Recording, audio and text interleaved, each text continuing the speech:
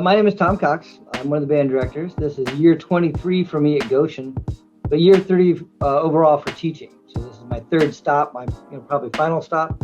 I taught 2 years at Southmont Junior Senior High, and then 6 years at Edgewood down near Bloomington, Indiana.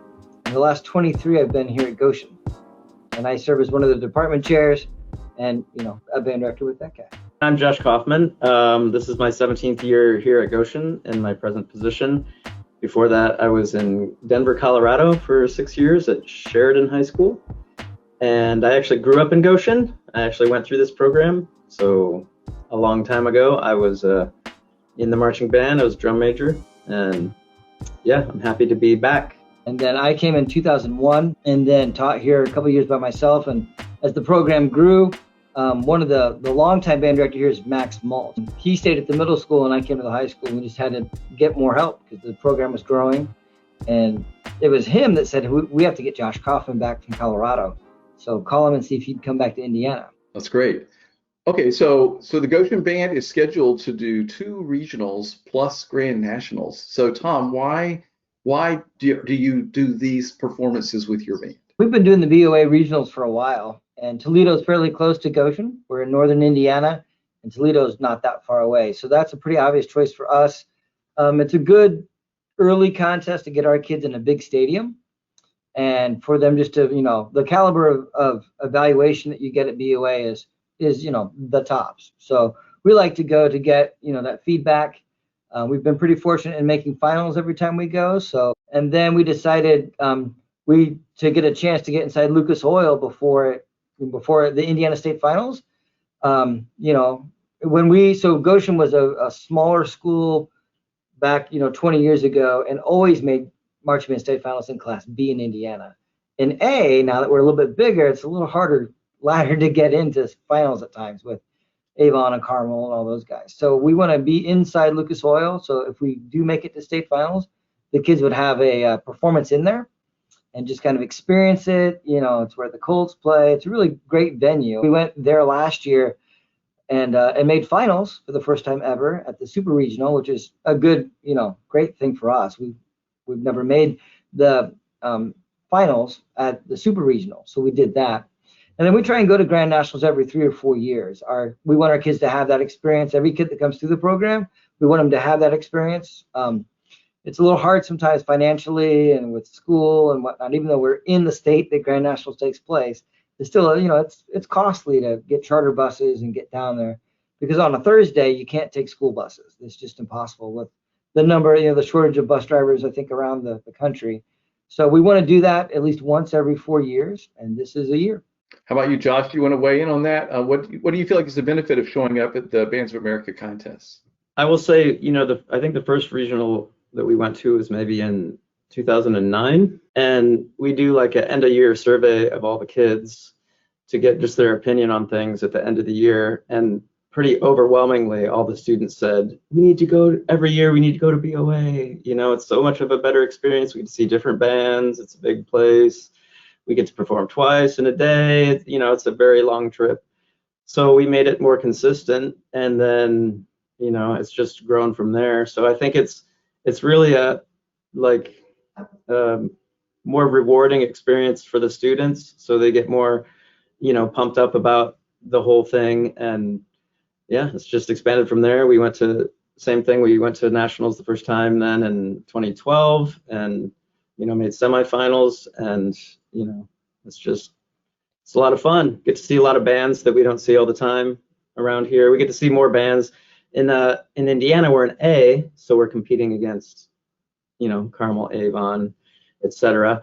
But in BOA, we're in 3A, so it feels a little bit more like we're up against even competition, I think, when we're in BOA. So that's a good thing for the kids to see more bands like us. So just as an aside, can you explain to me the distinctions between the state classification and the BOA classification? They're both school enrollment based. So in Indiana, it is enrollment grades 9 through 12, and then they basically try to split it up evenly. So that is school enrollment, but that has nothing to do with band size. So you could have a school of 300 who happens to have a band of 100. They're going to be in the smallest class and have a humongous band. Or you could have, a school of 5,000 and their marching band happens to be 50 kids, and that's going to be teeny tiny. So it's just about school enrollment. And then Bands of America also is school enrollment, and they do 10 through 12, because I think nationwide there's some places where grade 9 is not included at all in the high school, Like junior high. and that's maybe more common nationwide. So, and then it's the same thing, I think, for BOA, that they try to split it up evenly into 4 classes amongst the enrollment numbers. And so we're right at the bottom of A in Indiana. So we have, if it's 1,850, so 1,850 to 5,000, which is Carmel, right? Carmel's the biggest school in Indiana, over like 5,500. Class A is a pretty deep pool. So, us, Penn, Fort Wayne Carroll, Center Grove, Avon, Carmel, Ben Davis, Brownsburg. There's a lot Fishers. Fishers. So we're somewhat of we're the smallest type of school in the biggest class. There's a lot of great bands in Indiana. Yeah, a lot of great bands in Indiana Class A. Absolutely, which of course is great to have those great bands all around you. More difficult when you're trying to compete, if you're thinking about that metric. Yep. By the way, I thought I would mention to you that I marched in the Phantom Regiment with Kevin Schessler. So if you ever see him, oh yeah, we're friends. Hi. Yeah. Josh is a Cavalier. Yes, really? He's a world champion. I'm a saxophone player. I have my master's in saxophone, but I played baritone in Cavaliers, 93, 94, 95. And then in 95, I was a horn sergeant. So that was a very fun year. Wow. Congrats. Yeah. That's a good year. Those are all good years. Yeah. And I did not do drum corps. Well, and then I marched back when we had dinosaurs taking us to the show. So we're not going to talk about that. Marching timpani and stuff. Yeah. Actually, is there anything else about your program that you think makes you unique? Is there any certain twist to things at Goshen that you would like to mention? We do not live next to a major city, so we don't have the Indianapolis Symphony, teaching private lessons to our kids. I'm most proud of that. Our concert band is a state finalist. Our marching band is usually a state finalist. Jazz state finalist, winter guard, and winter percussion. So, we don't necessarily have, like I said, Uber money or 75 kids taking private lessons. These kids work really hard, and that's kind of the neat story of Goshen, to be honest. I would agree with that. Like, we just work hard, and we're not next to IU, so kids don't take private lessons. Usually, if they do, it's from one of their band directors, because we're about the only resources we have. Our population of our town is like 36,000, so it's a relatively small town. You go to Midwest and you read the back of those programs and go, oh my Lord, doctorate. That's not around Goshen. I like this story though, because there's always a way to make it work. There's always a way to create excellence no matter where you are. And I have to tell you, Tom, most schools are not near major universities with lots of doctorate and private teachers. Like really, most band directors are in your situation. So what are you and Josh and your whole team doing to be able to achieve this high level of excellence you just described without those benefits of having that right near you? I think we're good at breaking things down as far as little nuggets the kids need to work on. We work well as a team. Obviously, Josh and I have been working together 17 years. We have 2 junior high band directors, and that one of those guys is a Goshen grad and went to Ball State, got his degree, marched Madison, came back home to help us teach our kids. And I think we all kind of get it that, if we're going to do it, then we all, like Josh is a great brass and woodwind player and very good at running rehearsals. He's great at that. So we break things down into chunks that kids can do. And I think our kids like it. They like being pushed and, achieving at a high level. That's kind of, I think the magic of Goshen is that our teachers that are here, we have a full-time percussion director, which is pretty cool for a school our size and where we're at. But we all get it. We all work well together, and we know our strengths, and that kind of helps the kids get stronger too.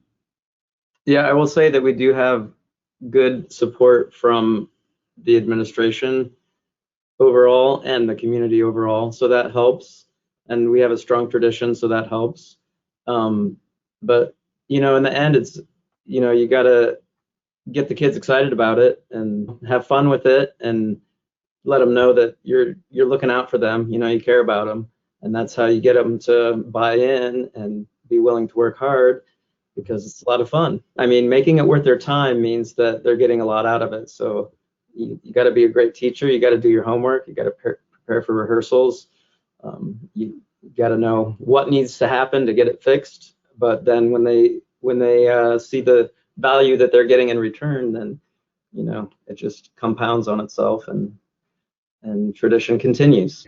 What you're describing is what people ask about the most. I've been doing these webinars and podcasts for, 11 or 12 years now. And what they always want to know is, how do you get that culture? How do you build that culture within your program? You've just described a lot of the reasons how that works. But Tom, you've been there a long time. With your students and your staff, keep that going from year to year, keep that tradition going. So Tom, I'm sure that's something you're really proud of, that tradition of excellence is part of the program.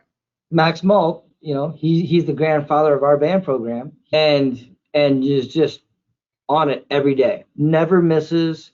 The kids, like my kids, I have a 24-year-old daughter that came up to the program, was drum major, was in the band, was in the choir, was in the orchestra, and she and I, then we adopted her. I have two younger kids, and she just said, I pray that the kids get to have Max Malt, because they learn how to work in 6th grade.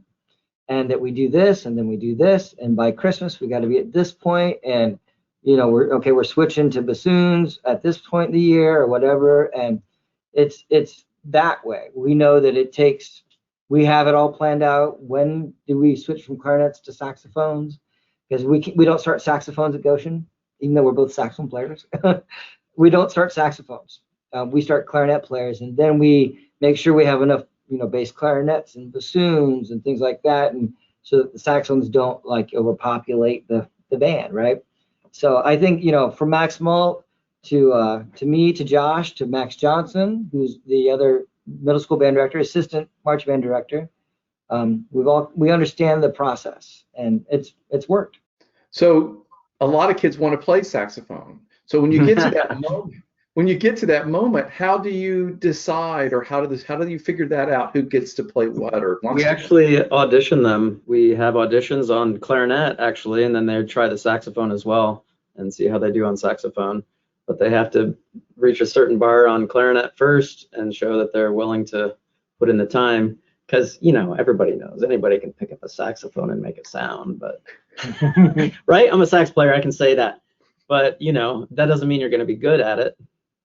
But they learn the fundamentals they need on clarinet to make sure that they're good at saxophone as well.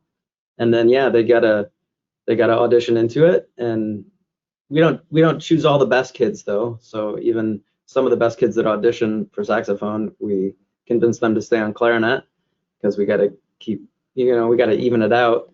But yeah, if we let everyone choose their instrument, we'd have all saxophone and drummers. That would be our entire band, would be saxophonists and drummers, maybe a couple trumpets, but and that's about it. And that's where we get our bassoons and our oboes too, right? Is from our clarinets. So that's part of our job in middle school.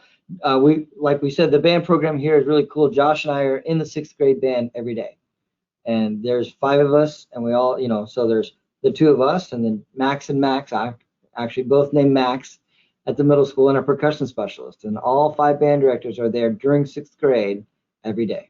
And that's, I think, part of the magic as well, is that we see them 6 through 12.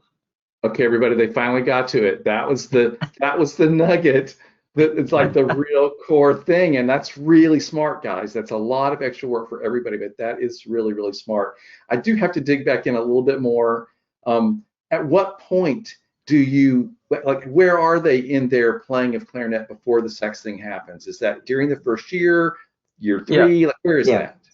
It's we switch them over late November, early December. So then they get to, get a saxophone for Christmas, and they get to get it out over a Christmas break, and then come back, and hopefully they're ready to go on saxophone.